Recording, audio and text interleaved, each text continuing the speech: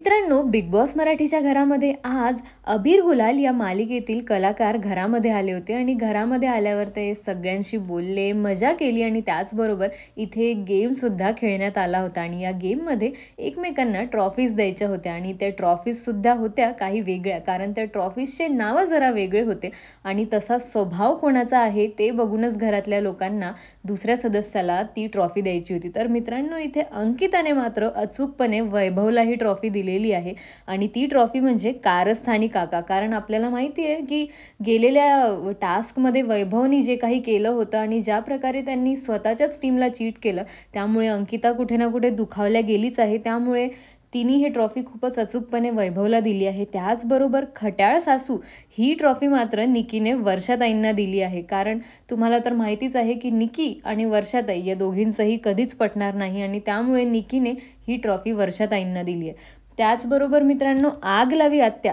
ही जर ट्रॉफी द्यायची असेल तर अभिजितनी घनश्यामला दिली आहे आणि ती पण कुठे ना कुठे खूपच फेअर वाटतं. कारण घनश्याम ज्या प्रकारे घरामध्ये आग लावतो हे तर आपण बघितलंच आहे. आणि मित्रांनो, इथे कजाग मैत्रीण ही जी ट्रॉफी आहे ही धनंजयनी निकीला दिली आहे. त्याचबरोबर पाताळ यंत्री ननन ही वर्षाताईंनी इरिनाला दिलेली ट्रॉफी.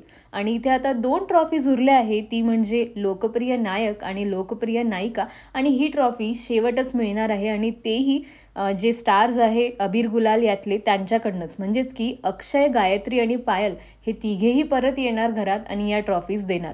आणि मित्रांनो, इथे सगळ्यात महत्त्वाचं म्हणजे सूरजला राखी बांधली आहे पायलनी आणि इथे सूरजनी पण त्यांना आपली बहीण मांडलाय आणि हा जो सीन होता हा खूपच बघण्यासारखा होता.